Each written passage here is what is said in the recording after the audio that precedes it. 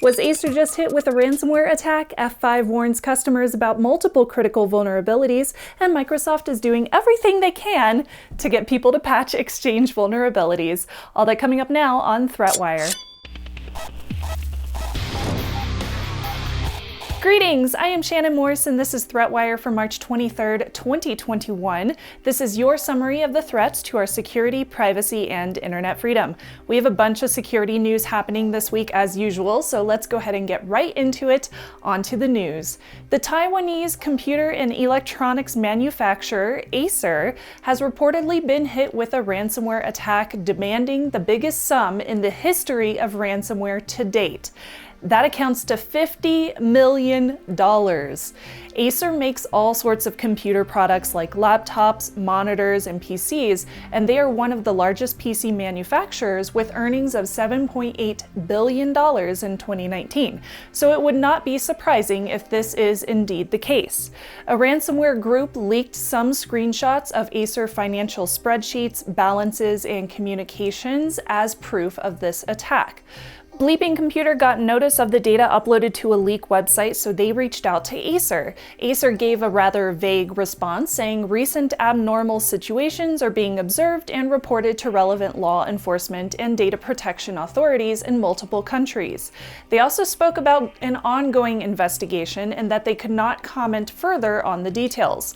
Now, this information was later confirmed by two different sources based on a sample of the ransomware.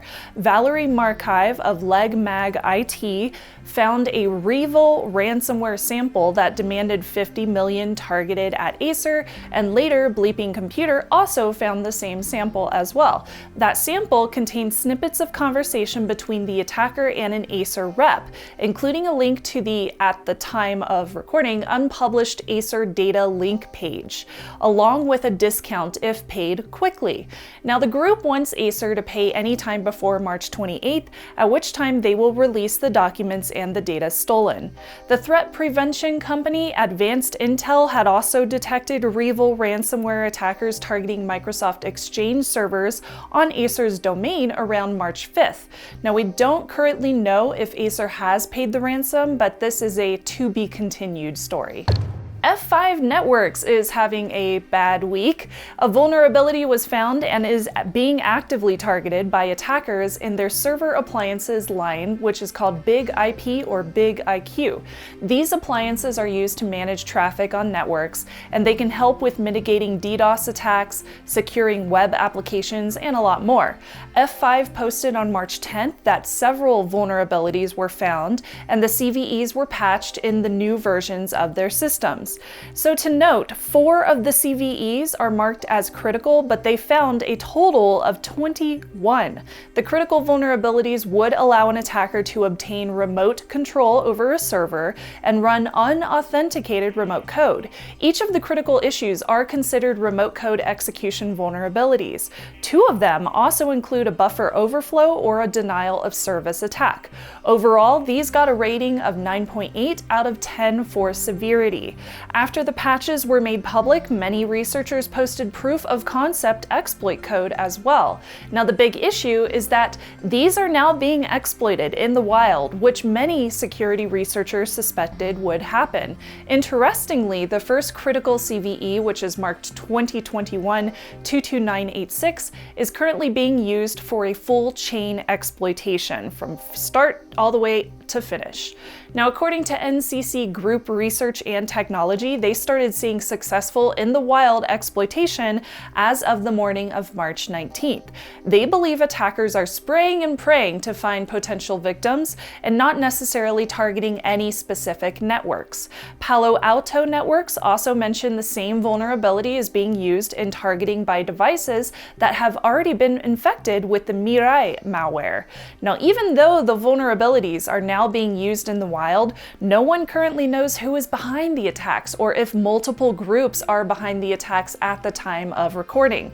CISA has advised users and admins to review the F5 advisory and install the updated software ASAP. So the moral of this story is to patch. Patches are available for all of the critical vulnerabilities, so these can be mitigated against. If you haven't updated yet, your network could end up in the crosshairs for one of these attacks.